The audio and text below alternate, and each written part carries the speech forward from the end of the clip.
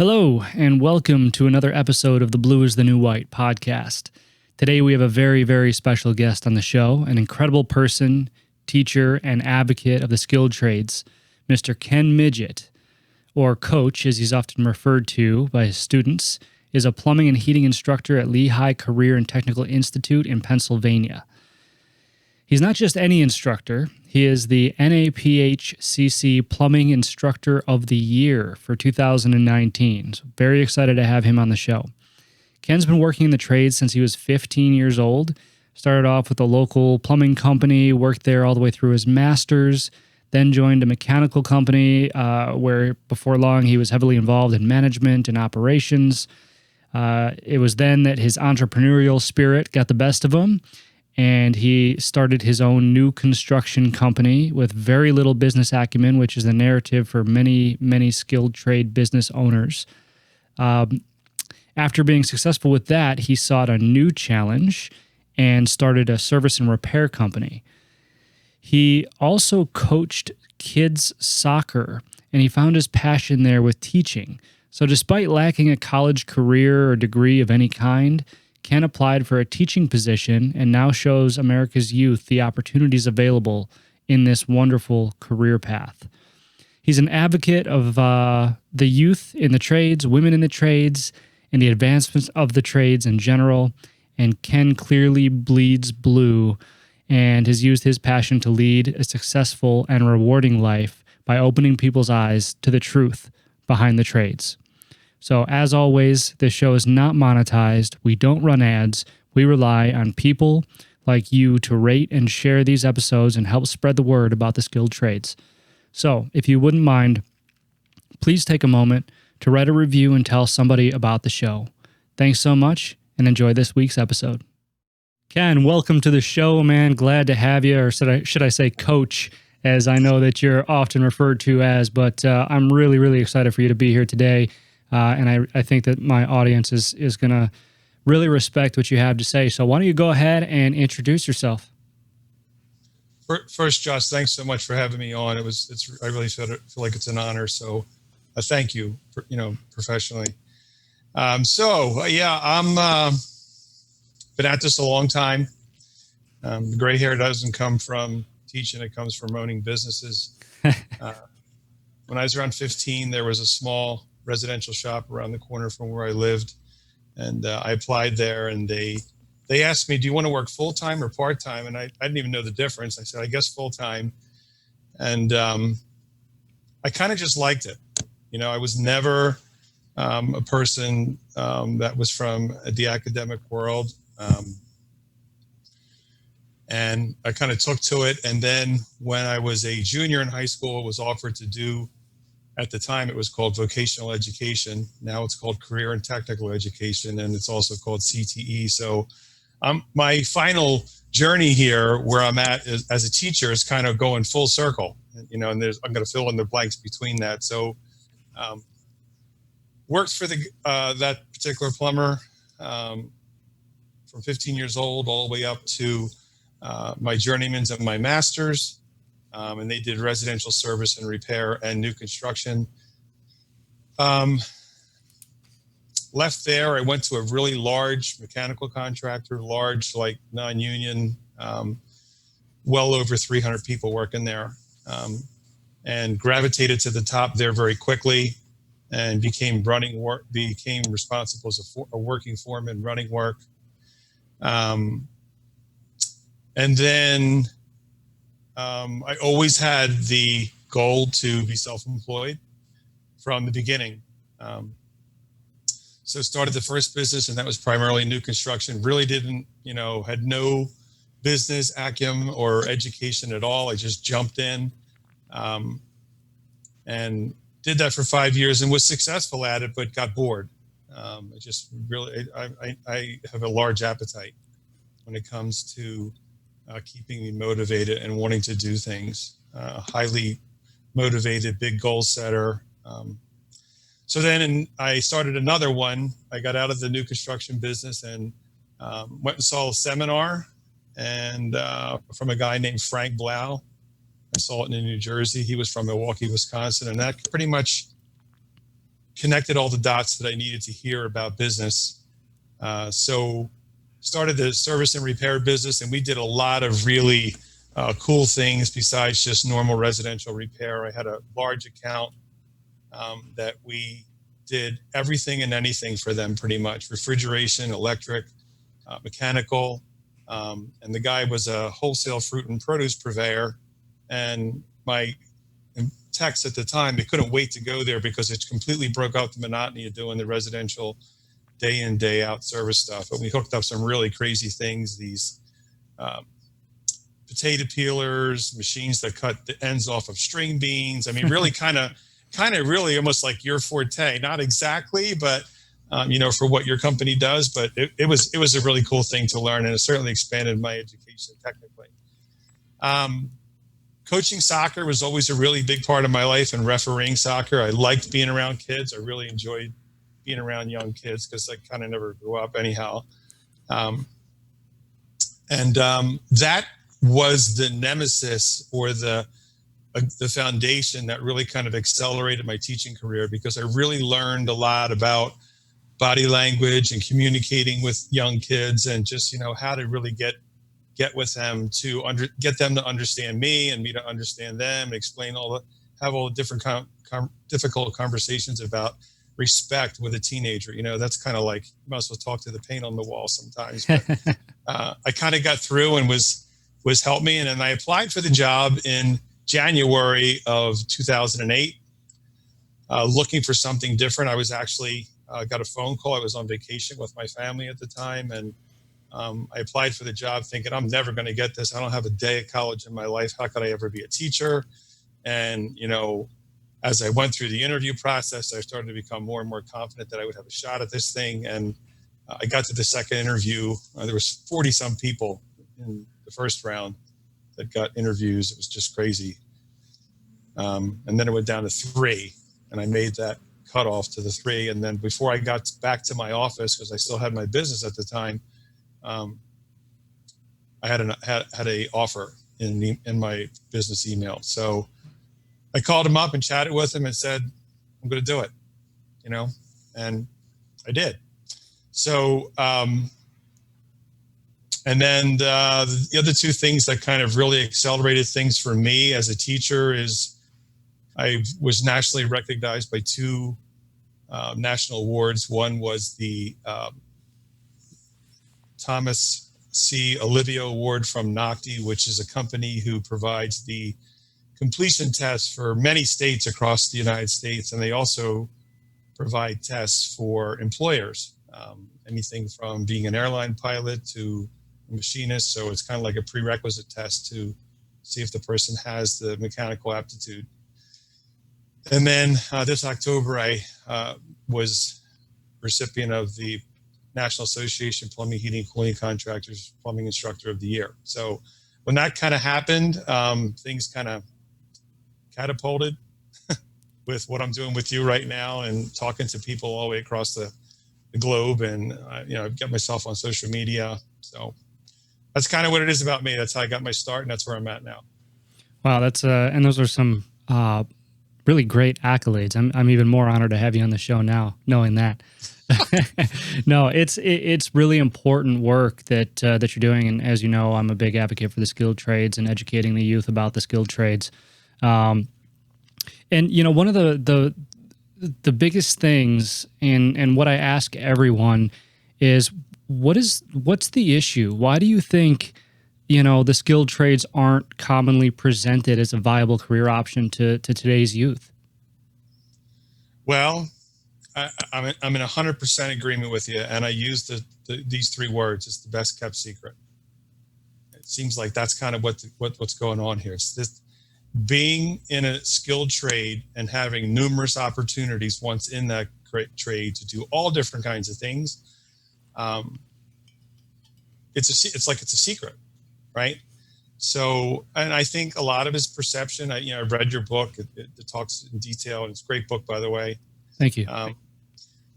And I think some of the things that have happened over the late 80s and most of the 90 decade is colleges and universities did a tremendous job of marketing themselves, to the point that they made it very clear with the educational system that we have in the United States that this is the only way you're going to be successful is to have a college education. And I think there's some things about society norms that, we have this scenario where we have the single parent or even two parents, working 2 and 3 jobs, passing shifts in the night. And, they're not high pay jobs because they never took the time to develop a skill for themselves. And that's not necessarily their fault, but, my child's not going to do this. My child's going to go to college and they're going to have a desk job. It was kind of an ingrained thing that happened. And I think there was, in the 70s and 80s and most of the blue collar trades, I can't speak for all of them, but there was definitely a much larger percentage then than there is now of just unprofessional, right? Unprofessional people, plumbers with butt crack and their ass hanging out of their pants. You go to a supply house in the morning and people are in sweatpants and sneakers. They stink, lack personal hygiene. Forget having women because, women were a whole different thought process in those decades, right? So I think the reason I bring this up is because I think this is a valid point, how some older parents that have middle school kids, and I'm going to come back to why I think middle school is important, and even some of the grandparents of those middle school children aren't solicited correctly because they have the perception.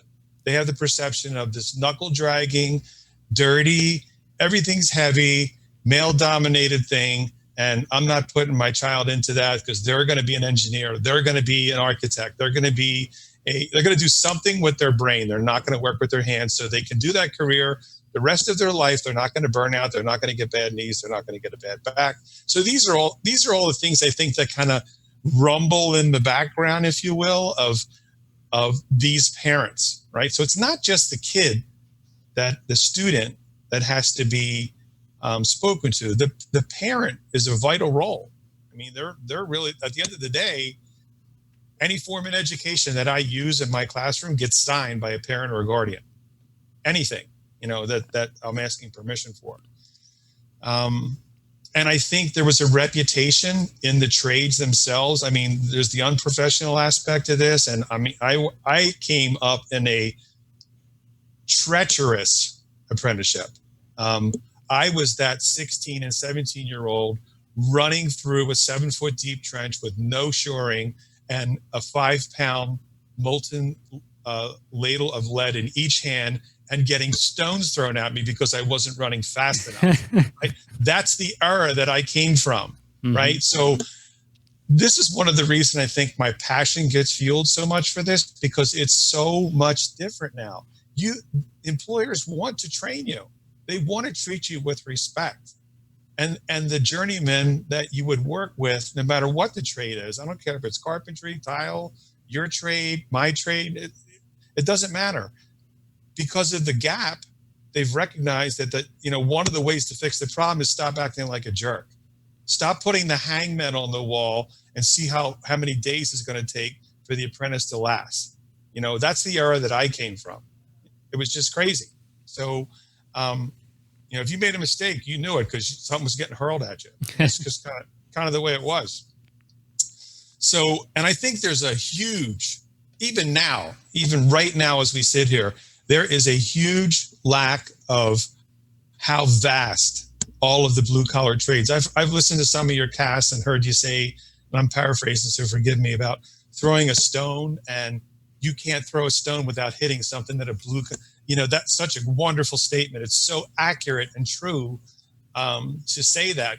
It's so valid, right? Because you can't, even if you went into the middle of a farmer's field and threw that stone, you'd hit a crop that was planted by a machine that a blue collar person made at a factory. The farmer themselves is a blue collar person. So I think that's some of the reasons, my opinion, is why we're not seeing the education being given. And when I speak in the word education, I mean delivered to the 8th grade student and the 8th grade parent via typically the guidance counselor, that, hey, you know what? Yeah, I got a college banner on the wall from a state university, and there's my certificate for education and my guidance certificate. But you know what? This isn't the only choice. That conversation is the minority in the school system globally. Yeah. Unfortunately, right? It's changing. It's getting better than it was 5 years ago. But 10 years ago, it wasn't even happening. I'm going to share another thing that I really didn't plan on talking about, and I'll keep it very, very short. But, every school district has a report card, right?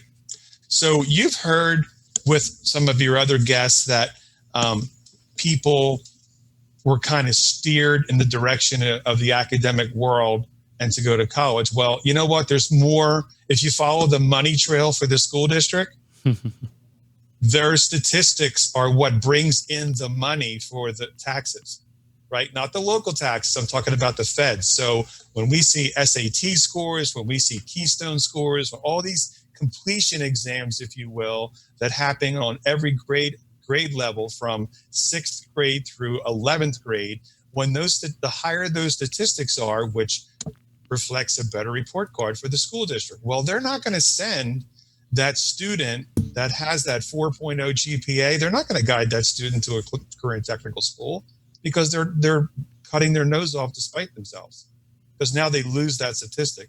That statistic now goes to the CTE school. Yeah. So there's a little bit of back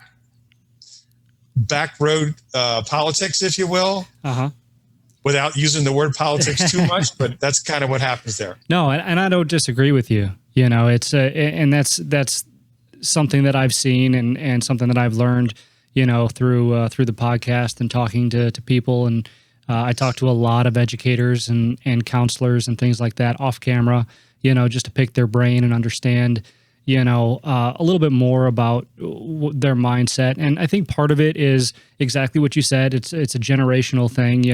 Everybody wants security for their kids, right? And then the previous generations that grew up in that era, they associate security with college, because college is associated with getting a good, stable job at a desk.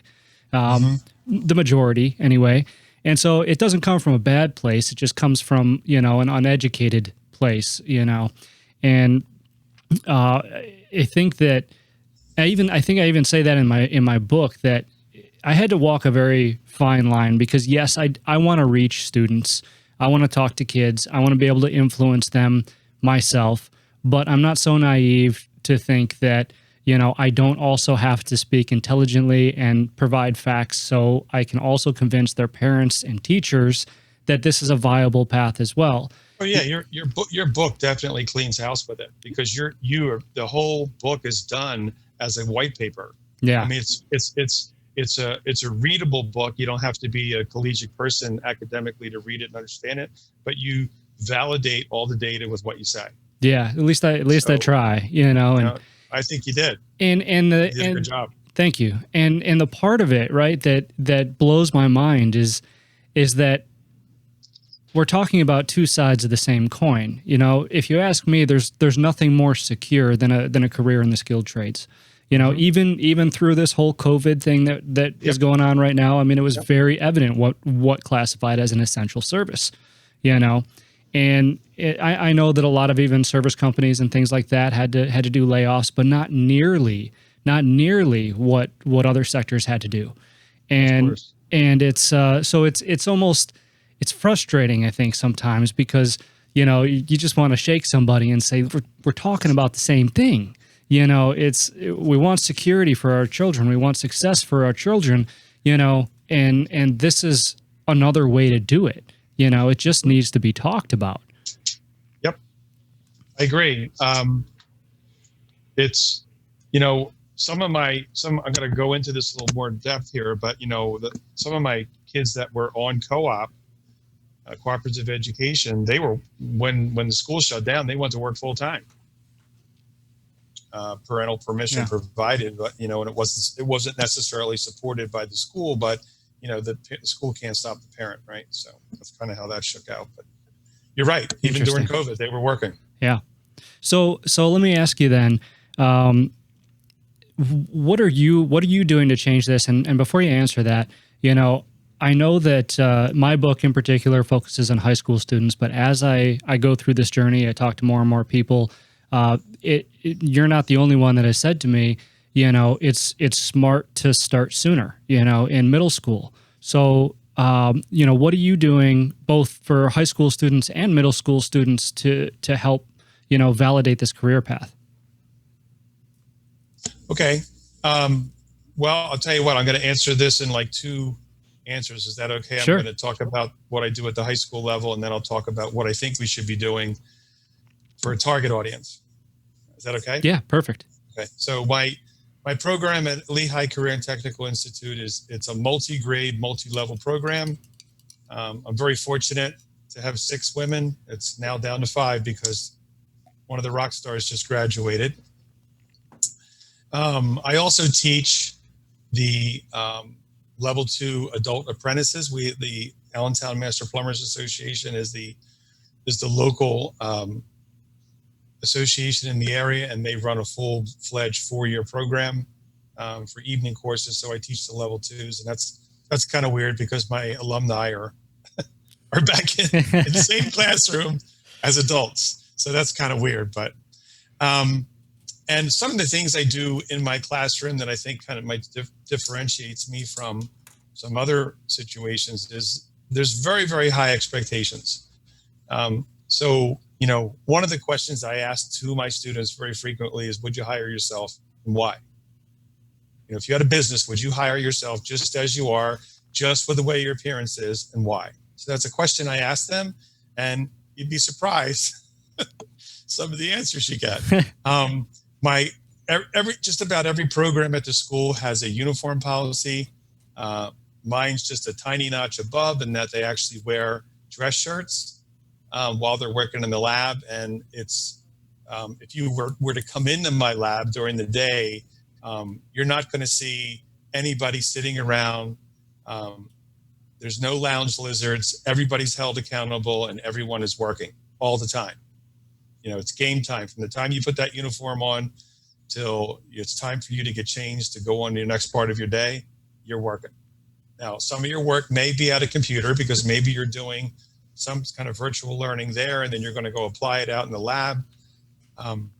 But everybody's busy all the time. Certainly some kids have some bad days. Sometimes kids bring baggage in. Sometimes kids are sick, and you got to work with them, and you just do the best. If you were to come in there, that's what you would see. And then some of the other things they do that's just a little bit different is that I foster the typical apprenticeship model. So as I said before, it's multi-level.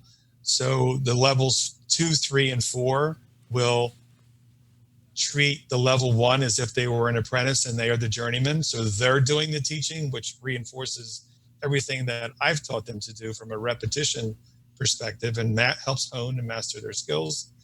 And I spend as much time on the soft skill part of my curriculum that I really, and quite honestly, there is an actual program that my students do for the school, but most of it, I just pull it out of the air and start talking to them. We talk about 5-line bookkeeping and accounting. So, don't do what a lot of tradespeople do. My boss is charging 90, I'm going to charge 75, and I'm going to go in business. Don't do that. And here's why. Here's the math, right? So I don't necessarily teach a full-blown business course, but I give them enough information that they realize that that's a bad choice to do that if they decide to take the path of entrepreneurship. And I spend a lot of time on their communication skills. Look someone in the eye. When I'm out in the lab with you and I'm on the floor and you're talking to me, unless there's a reason, you're looking me in the eye. And if you're not, I'm going to put my hand out and I'm going to stop you. I'm going to say, now you're going to rewind the tape and you're going to pretend that we're having a job interview and you're going to talk to me just like that. You're going to look me in the eye and you're going to tell me what you have to say, and I'm going to listen to you and I'm going to respond. And then when I talk, you're going to listen to me and you're going to respond. So we're not twiddling our phones. We're completely engaged with each other in our conversation. And it's noisy and sometimes it's really loud, and it's just the way it is. It's like a construction site. And by luck and by some hard work and by some extremely supportive industry people in my market area, I've managed to create this proverbial carrot. with cooperative education. So 100% of all of my eligibles, 100% of my seniors that are eligible are placed.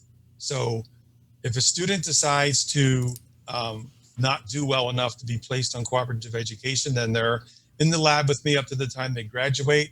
And I've had many times, more times than not, I have placed that student in June or July of the graduate year with a contractor. So by the middle of October of a school year, the seniors, 80 to 90% of them are typically working. So instead of coming to my lab, they go to work in the afternoon and they're paid on the payroll, working with a licensed contractor. And they're in my lab 2 days per month. And when they come in, they are like Hollywood people walking into my lab, because the rest of the students want to know all about, what did you buy this week? Let me see your new phone. How's work? Did you really like it? What's it like to work for this employer?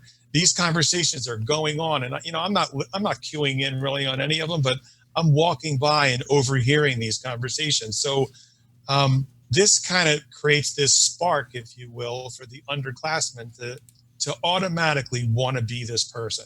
They want to emulate and get to this part. And probably around 35% by winter break, most of my 10th and 11th graders, 35% of my 10th and 11th graders combined by winter break, they are on cooperative education. The school has a program called Job Shadows.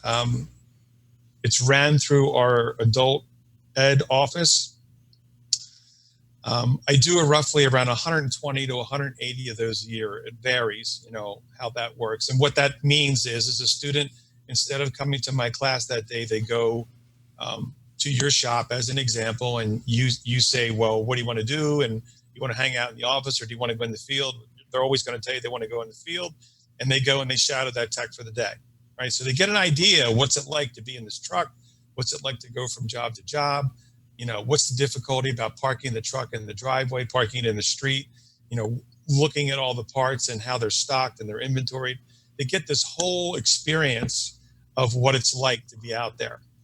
And prior to them going, there's a lot of coaching that I do with them, so the first thing they're told is that cell phone is off and in your pocket. Do not take that cell phone out. You are there to learn. You are there to interact with the person that you're with, or persons, if it's more than one, and if you can't think of something to ask them technically to start an interactive discussion, ask them how they got started. How did you get started with this gig? Do you like it? How long have you been in it? Who else have you worked for? Did you ever work on the other sectors of the business? Ask those kinds of questions and get those answers. And you'd be surprised where that conversation will go, right? I also, for the past 9 of my 12 years, all my seniors score advanced, which is the highest score on their completion exam. So all the seniors get a 2-part completion exam. They have to rough in 2 lavatories and a wall, and they're proctored, by the way, by licensed plumbers. I don't grade these tests. And then part 2 is an online exam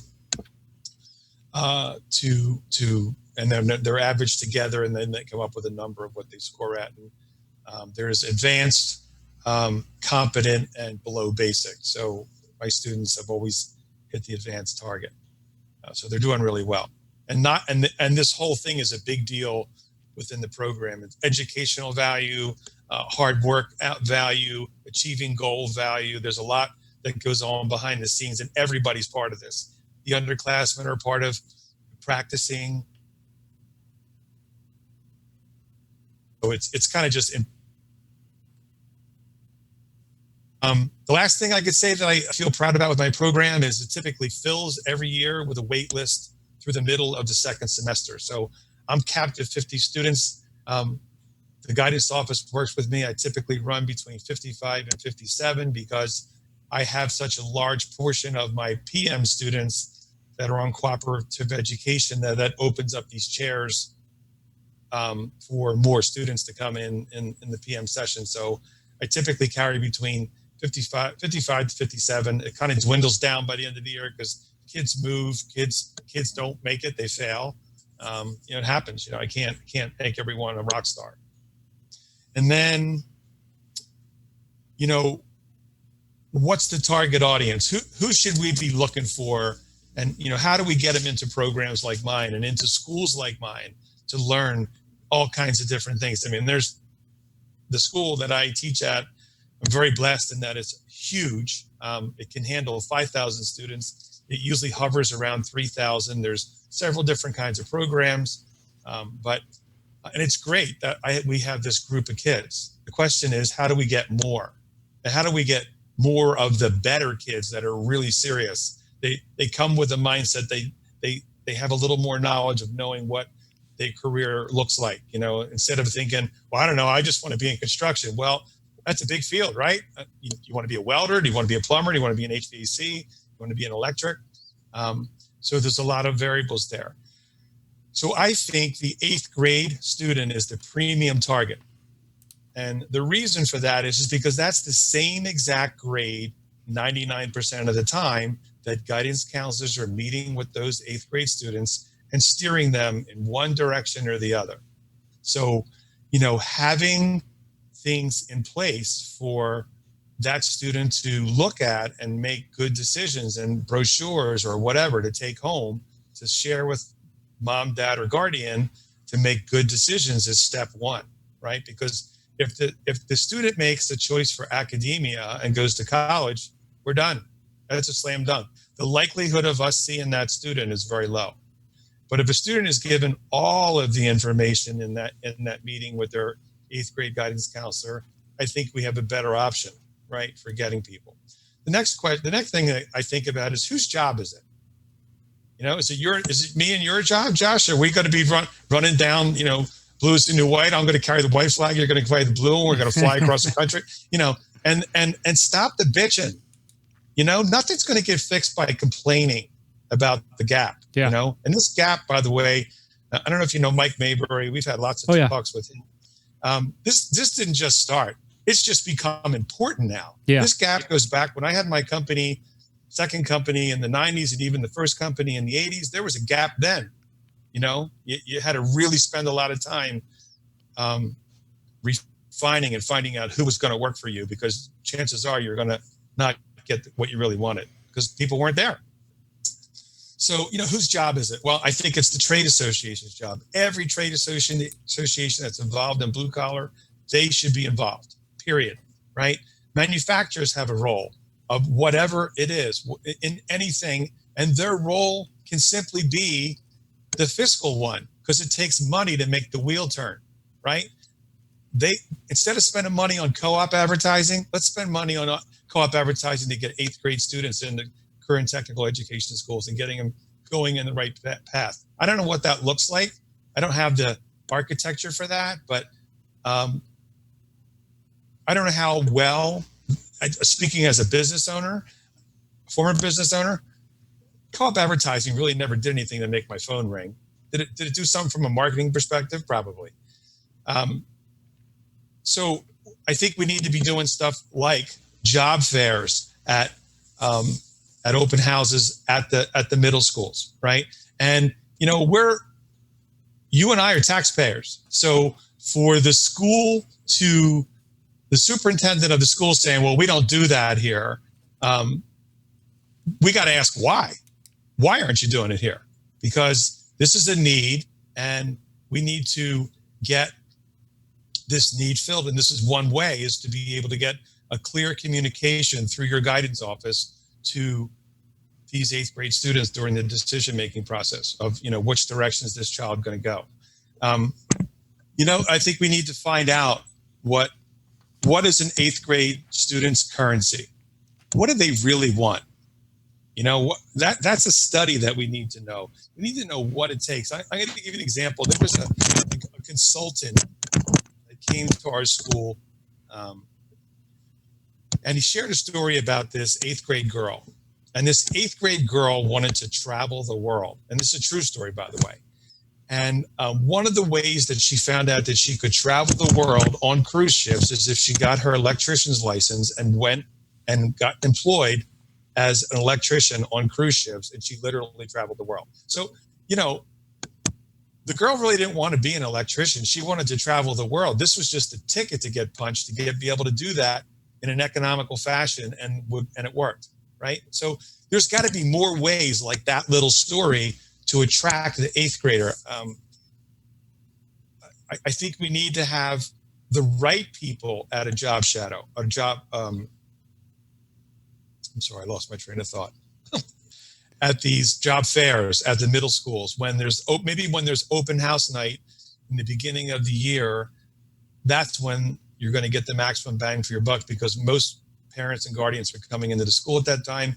You know, there needs to be a place set aside in the cafeteria or in the auditorium for not the business owners. We need 2nd and 3rd year apprentices, men and women, talking to these kids, because they're going to relate more to them. It's more like a sibling conversation than this could potentially be intimidated by this 45-year-old guy or old fart like me scaring these kids, right? You know, there's got to be this, you got to break down that resistance. So I think that's really important to have that as well. And if you get the pushback, I think you need to go to the superintendent. You got to say why. You know, hey, I'm a taxpayer.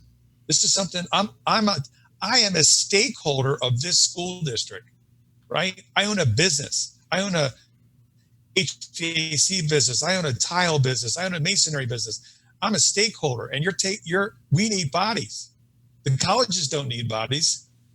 They got enough people. Obviously, they're making their money. They're making their nut, right? So, why aren't we given this opportunity through the guidance offices in your school district for the students to select the blue collar track? Why aren't we doing that? So that's a valid question. I could get called out and say I'm being persistent. School districts typically don't like to hear that conversation that I'm a taxpayer, just like the policeman, when they pull you over, they don't want to hear that you're a taxpayer, but that's the reality, right? And you're more than a taxpayer. If you own a business, you're now a stakeholder, right? You're a stakeholder in every single kid in that school district, to hope that one of them is going to come work in your company. So, you know, and if it takes it to the next level, then, you know, my suggestion is that you get involved with the school board. I listened to a fellow that you were talking to today that has a pretty successful company, and I guess he took a leave of absence, and I think you met him in Florida. The name escapes me. Had a business for the scales. Oh, Roger. Yes, and he said he took a position as a kind of like an adjunct teacher in a school. Yes, yeah, it was supposed Roger. to be temporary. Yeah. Was there long term?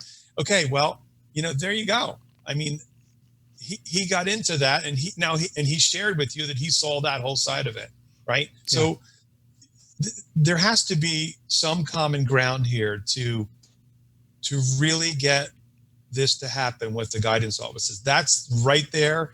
If you were to say to me, Ken, I only got one arrow, I got to shoot it. Where's it got to hit? It's got to hit in the middle school guidance office. Yeah. And the information has to be there for the student to take home and share with their parents. Absolutely agree. And I mean, there's so much truth and wisdom into everything that you just said, you know, because it's truly, it's remarkable, you know, where we're at now and how it relates, you know, to everything around us. And I mean, geez, I hope people were taking notes when they heard you talking, or when they hear you talking rather, because that, I mean, it's true. And I really love what you said about, you know, kids to kids, basically being advocates for, you know, the trades, and because that's really what piques interest, right? When peers are successful in what they do. And I think that's the biggest way that, you know, we can generate the type of interest in the trades that needs to be generated, you know, beyond the counselors and the influencers, you know, teachers and parents and stuff like that. But once these young people start talking to their friends about the benefits that they're seeing, you know, that's when change could really spread. And I love that story too about the young lady that wanted to travel the world, so she became an electrician. I mean, that's fantastic. That's what I talk about all the time. That's what I mean when I say that this industry can allow young people to live whatever their definition of success is. Yep. Because we all have different definitions of success, of course. And unfortunately we're only told that, mostly told that if you want to succeed, you go to college, you get a degree. But who's to say whose definition of success that is? I mean, there's so much truth to that. And above and beyond, I also talk about being able to find passion in what you do rather than, that old saying of, if you follow your passion, then you'll never work a day in your life. That's not practical. That's not reality. I don't like fixing fryers. I never liked fixing fryers, and I'm sure you've heard me say this before, but I like helping people. I like being able to be the hero. I like building things above and beyond everything else. A sense of accomplishment at night is how I can sleep. Absolutely. If I don't feel accomplished during the day in one form or another, it's hard for me to lay my head on the pillow that night. And so I found all of that in the trades and what I was doing, even though the physical work of what I was doing isn't what I pictured when I was a kid, but the value of it, and sometimes maybe part of that is just I had to grow up a little bit and understand a little bit more. But I think if we can get that message across correctly, like you said, as early as middle school, 8th grade, that could start to shift that mindset, before they even have to think about making the decision. So they're already there when they do. And I think when parents start to hear things like no college debt. So, when I had my business, so many times parents were saying, yeah, I got this one's in college and this one's going to go in college next year. And, I got to think twice before I drop 60 grand on a bathroom remodel. These are the conversations I heard, right? So just think if you didn't have to worry about that. What if you want to spend 120 grand on the bathroom because you didn't have the college debt to worry about? Yeah. Yeah. So I think it needs to be an education. I think one of the things I kind of mulled over was the guidance counselors. Every teacher in the country pretty much has some requirement to do professional development. So looking at this from the superintendent of the school, this could be something so simple as the guidance office. When the rest of the teachers are doing professional development, the academic teachers, the guidance counselors have someone like you or me come, and that's going to be your professional development for the day. We're going to talk to you about the blue collar trades. And we're going to talk to you why this is important and why you have to offer this as a career choice to your student population, right? There's two more things I want to say about that. When you're going to have this event, this job thing, this job program at a thing, think about which booth in the trade show gets the most visitors, right? It's the one that smells like popcorn, the one that has all the shiny stuff, and the one that's making all the noise. So if you want to wow this 8th grader, you got to be that your presentation, right? It's showtime. It's showtime for you, for these kids. That's the way your booth has to be. It can't be with two people standing with a little sign over them, twiddling their phones. That's not going to work, right? It's got to be dynamic for it to work. The other thing that happens in our school specifically, we bring all those 8th graders, just about all the 8th graders. We have 9 schools that come to our school. The 8th graders get broken up into groups and go around the school. When they come into my lab, it's a very interactive environment. Every kid gets a pair. It's all programmed. My students are handing these tourists, if you will, safety glasses. They're walking in. They're coming right over. There's not a lot of discussion. They come right over to where the soldering bench is, where the exhaust hood, and they're brazing and soldering with my help. I'm behind them, kind of roboting their hands. But these kids are like wowed when they come in. I'm running a 535 pipe machine, running a sewer camera. All this stuff is out, right? And the tools that aren't have to have my direct assistance because of safety, like the sewer camera. We'll put 4 or 5 kids with one of my higher level kids, and he or she will explain how the sewer camera has helped the industry and how we use it as a diagnostic tool, and put paper down the toilet, flush it, and they get to see it, and they're all giggling and laughing. But this is a big deal, right? It's showtime for them. And I have no data to track it, but I know when those 8th graders leave the school that day, they're going to remember when they were in my lab. because it was interactive. So the school itself tries to do their own level of recruiting, and that's one of the ways they do it. And they kind of follow it up that same week with an open house, which is typically an open house in my lab is 75 to 90 people standing in my lab. It's really busy. But, and I have industry people there talking to parents, trying to tell them, look, this is a program that's a viable option for your child.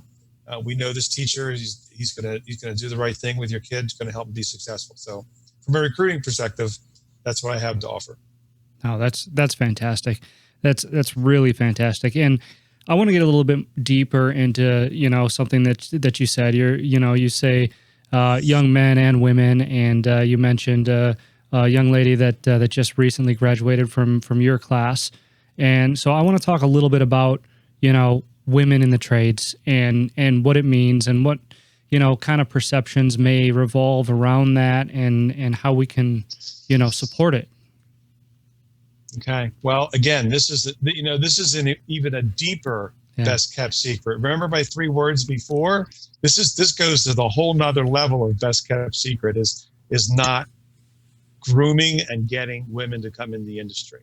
And, I think many of the perceptions we spoke about before certainly is a hindrance to bringing women into the industry. But the industry has changed too. There's things like a sexual harassment lawsuit now. If you say something inappropriate to a female colleague, good. I'm glad that happened because that's the way it should be. And, company cultures have changed to help adopt this so that, this is discouraging. There's been education about it. We're not supposed to do this. We're not whistling at the girls when we're on the 10th story of a steel erected building. We're not screaming and whistling and hooting at the girls walking on the sidewalk. That stuff is kind of getting taken away, and hopefully it will just literally disappear, because that is the thing that stops girls from wanting to come in. When they see that, when they hear about that stereotypical environment, that is what causes the problem. And then it really takes a lot of guts for the girl to trudge through that, because now she has to learn the trade, learn the skill, and put up with the crap from the guys. So, that's what has to go away to get more women to want to be in the industry. And, employers need to recognize this. So going back to my statement about stop your bitching, right? Fix your shop if it needs to be fixed, and consult with somebody who can help you start to attract women. So I was on a podcast with the plumbing, heating, cooling contractors. And one of the gals on the podcast said, what does your website look like? Are the pictures of the females on your website, are they only in the office, or is there one dressed up like a tech? And not a fake picture either, by the way. I'm trying to think of HVAC know-it-all, Gary McCready. Yeah. Him and his memes. I fall out of my chair laughing with this guy. I know. But he's so true. Yeah. He's so true, right? He actually mocks the memes because they're ridiculous. Uh-huh. There's no way that you are going to look that good, Mr. or Mrs. Actress, in that technician suit and be turning wrenches all day and hanging upside down with grease all over. It's not going to happen, right? So have real pictures on your website of women engaged, getting in and out of trucks, working on equipment, so that when a female decides to look at your website and think, well, this is talk about vast, right? Put yourself in their shoes. Where am I going to work where I'm not going to get harassed, right? Where am I going to work where I'm going to feel accepted? So these are some of the woes that they have. I'm a member of Women in HVACR. I'm a member of Women in Energy. I mentor members that are in Women in HVACR. I act as their mentor, help get them started, and try to talk them off the ledge sometimes, right? They have a bad day. I'm kind of their crutch, right? To help them stay. Look, you can do this. You're gonna get there, right? So maybe there needs to be more of that to help get more women in the industry. There needs to be more people being mentors. They don't always have to be females. They can be guys, right? Sometimes guys are a little better because they see that whole side of that and just say, maybe this should be your response, or maybe your best response is no response and just bury your head and love the work and learn. It's all one-on-one scenarios. But and I guess the last thing to help get women on board, and they're kind of doing that already. I mean, if you look on Instagram, there's lots of girls that are involved in plumbing and HVAC for sure, and some electricians that I have friended with on Instagram. So they're starting that the ball's starting to roll. I think it can do nothing but get better. But this cultural thing of accepting them, making them feel like they're part of the team, be willing to help them. Just because you can throw a 4x10 piece of cast iron on your shoulder doesn't mean that they can. Be willing to help them carry it, or whatever needs to be done, right? I'm not saying we need to make a bunch of exceptions, but once in a while, the guy's physical strength is gonna kind of outweigh the girls, right? So don't be an idiot. Just help her. Don't be a jerk. Yeah. Right. And you're going to find that, I think women over men, especially in the service side, their attention to detail is untouched. Oh, yeah. I agree. Untouched. If you send a guy to a job, unless the guy is anal retentive like me and has, OCD, they're probably going to leave a flashlight behind. They're going to leave a screwdriver behind. They're going to forget to turn the smoke alarms back on when they were soldering. A girl is probably not going to have those problems. Yeah. I should say a woman, because their attention to detail is so much better, right? So I think there's and the other side, when you talk about techs going out for residential work and selling work, right? What's the first rule of sales? Break down resistance. Well, if 80% of the people that you're going to speak to are women, right? Ages 25 to 55, don't you think it's better that another woman's talking to that woman? Especially when they're selling something that's involved with comfort. Mm-hmm. And they can talk about personal experience that I can't as a guy, because it's an awkward conversation. So contractors, you are really missing. This is the golden thing right here. Get the girls working for you. Get the women working for you. Train them. Organize your staff. Have your staff understand that they're here to stay. This is not a flighty thing. We're not doing it for a couple of weeks to see if it works. We're going to do it, and you guys are going to make it work, right? And here's how. What would you say? I'm curious, because I was talking, and I'm not going to name names on this one, but I was talking to a buddy of mine that owns a service company, and he is he's an advocate for women in the trades, but there's almost a sense of fear that he has because the skilled trades gap is so wide. It's so hard to find technicians, men or women. And I think it might even be a subconscious thing, but he is a little afraid that if and when he brings a woman on, that it may create a conflict with some of his highest producing technicians. And, I said to him, well, that's a cultural issue, and that's something that you would have to change. But I'm wondering if that fear spreads across service companies, more and more often. If that's something that's almost acting as is getting in the way of this. You know what I mean? What are your thoughts on that, and what would you say to those business owners? I think those business owners, I'm not one, but there's consultants out there that you can hire to help you through that, right? Have meetings, talk about the change that's going to have to happen, handle that, bring that situation up. What am I supposed to do with this tech that's doing, $750,000 to $1 million of sales, and this girl's going to come in, or a woman's going to come in, she's going to be lucky if she does 300. Well, okay, yeah, maybe the first year. What if it's reversed? What if the girl becomes, so the woman becomes so good that she's doing 1.5 million in sales? So, and that can happen because they're going to have that capability once they get the knowledge to know what they're talking about and they go through their apprenticeship. They're going to have that capability. It's there. They have, I tell the girls that come into my lab, and I say girls because they're the 8th grade girls, there's no glass ceiling in plumbing. I say that like 4 or 5 times. There's no glass ceiling in plumbing. There's no glass ceiling. And finally I say, do you all know what a glass ceiling is? Right. And then I explain it, and then all the light bulbs go off because many of them have had heard this in a dinner time conversation at their own house, from office scuttlebutt that comes home from mom or dad, right? So there is no, and I truly believe there's no glass ceiling. I said, if anything, if a girl positions herself correctly, she could potentially earn more just because she is a woman in the trade, and especially in the service sector parts of the trades. Yeah, I don't disagree with that at all. I think you're absolutely right, and I think you hit the nail on the head too. With pointing out the fact that business owners may be doing themselves a huge disservice, by having a fear like that, because you're not going to know who a new superstar is if you don't give them a chance. Right.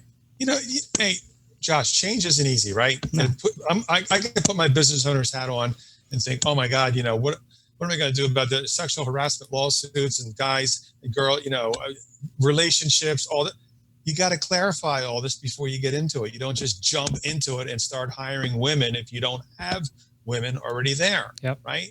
And, then there's the other side of this too, that the existing people that are working in the company, that are the women that are in the white collar part of the job, the dispatcher, the call taker, the general manager, the service manager, that all has to be talked about too from a cultural perspective. Right. Yep. But, I would implore you to just look at some company websites and just look and see what you see, and tell me how many you can find that looks like it has diversity. Yeah. And when I speak about diversity, I'm not talking necessarily about color. I'm talking about gender. Yeah. Right. So that would be my first advice to somebody after you get tired of stepping on a rake every morning and having it hit you in the face about this labor gap. I'm sorry, I got you on that one. Maybe you need to start seeking out a consultant that can help you steer you through this, right? Yeah. And maybe you need to start setting up interviews to interview people that can help you, coach you through this. And what are the first steps? What should this look like? So on and so forth. Yeah, and I think that's some great advice. Listen, I had a couple more questions here that I wanted to get to, but I'm trying to keep these episodes listenable. So I want to schedule another podcast with you so we can go deeper on some of the other topics that I had laid out. And I as we're talking now, I've got all these different topics popping into my head, and I mean, it's just, you're a pleasure to talk to. But before we jump off, I do have one question that I ask everyone, and I just love hearing all the different responses. So I want to know how the skilled trades have helped you find success and what that means to you. Yeah, probably the hardest question for some of your guests to answer, right? Mm-hmm. I'm going to tell you, amen. That's definitely a hard one, but I'm going to give you my best shot here. It's a promising career no matter which direction you go. And you want to know why? No one can take it from you. When you're in 9th grade and you're learning algebra and world history, you're going to forget it when you're 25, right? Yep. You're going to probably forget those algebraic steps because you learned it by doing a worksheet, and then you passed the test, and you passed the test, and then maybe you got a year-end final, and there was 3 of the questions that were on that worksheet on the final, and now boom, poof, it's all gone, right? You're never going to forget how to do a psychomotor skill, just like bicycle, just like ice skating, just like roller skating. No one can take the skill away once you learn it, right? No debt, right? No debt. I can get in this and not have to spend a darn dime, and probably be able to have companies compete over me if I'm good. If I graduate good and I test on their pre-test tests that they might give me to check my personality and feel that I'm outgoing and I do all the right things and I make a good first impression, they may be competing for me, right? Because they're needed. The money's fantastic, right? Never have I ever worried about where I'm going to pay for my next meal, right? May have to change the diet, from steak to spaghetti to peanut butter to back up to steak, but I always had food on the table. It can't be outsourced. That's the other thing I love about this is, it's going to be a long time. I'm going to have really long daisies I'm pushing out of the ground before they have robots doing plumbing, right? They're going to be 7 foot. There'll be sunflowers before that happens, because technology is great, but I think IA has a long, long way to go even my current graduating class as an example, their entire career, they may start to see some steps of it. And maybe I'm wrong because things maybe won't happen that way. Maybe it'll happen really fast, but I think it's very solid in that perspective that it can't be outsourced. You know, your job's not going to go to another country. It's going to stay right here. And you can go to any other country and do your job, provided the economy supports the type of work. The ability to become an entrepreneur. I mean, how many college people can step out of college on year 4 or 5 as a master and walk, bam, right into a business? You can go through your journeyman's in plumbing and take your master's, and the very next day apply for a business license and start your own business. Yep. How many careers or career paths do you know that you can take to get there, right? To have that opportunity. And then the other one is having total control. You know what? I start doing plumbing. I don't like it. I could just go do HVAC. I can be a facilities tech. I can be an electrician. I can go do masonry. I can find what I want to have tolerable for myself for a career, right? I can go anywhere to do that. And especially right now with the economy, even with our current world circumstances, the economy's gonna. I have a funny feeling that the scale's gonna tip the other way, and it's gonna be really crazy. Like you better have a really good seatbelt because it's gonna be one hell of a ride. Yeah. Right. So, and lastly is, I've always been a really humble person. I'm not somebody who's wants to walk around flaunting things that I've accomplished or carry on about it and hold my nose in the air. It's taught me how to be humble. How to help somebody, the joy of seeing the smile on someone's face when I had my business and people had no water and we turned the water back on. People had no heat and we turned the heat back on. That was my high. Yeah, the money was great too, but to fix something, especially when it was something really complicated, well, you're the third plumber out here and you fixed it, that feeling, that's undescribable, right? Yeah, absolutely is. Crazy things that have happened in my career that you just like, wow, and you drive by a building and there's a piece of me in that building. I did that, I was there when they built that thing. Yeah. So that's kind of how I feel of how it's created success. And, success is, as you said in the very beginning of the podcast, success is measured in many different ways, right? Many. Some people think it's monetary. Some people think it's, what they interpersonal, what they feel they want to accomplish every day. You had made the comment about going to bed at night, and wanting to know that you did a day's work and you felt like you've accomplished things and you've helped people. I'm that same guy.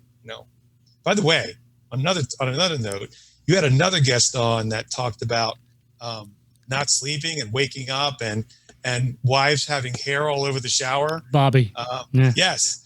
I got to say, I'm the same guy. Yeah, I have a horrible sleeping pattern. And when I get up and my mind starts going, I can't even fight. I just got to get out of bed, start writing things down. Yeah. And I won't rest till it's written down because I have an old cliche that things that aren't in writing don't get done. That's right. Or they just get completely forgotten. Yep. Yes, sir. Well, Ken, I can't tell you how much I appreciate you coming on the show today and sharing your wisdom with everyone. We're definitely going to do this again. I have a feeling there's a lot more knowledge in that brain of yours that I want to try to squeeze out. All right. So I can't tell you how much I appreciate it. I do too. Thank you for having me on. Awesome. Thanks a lot.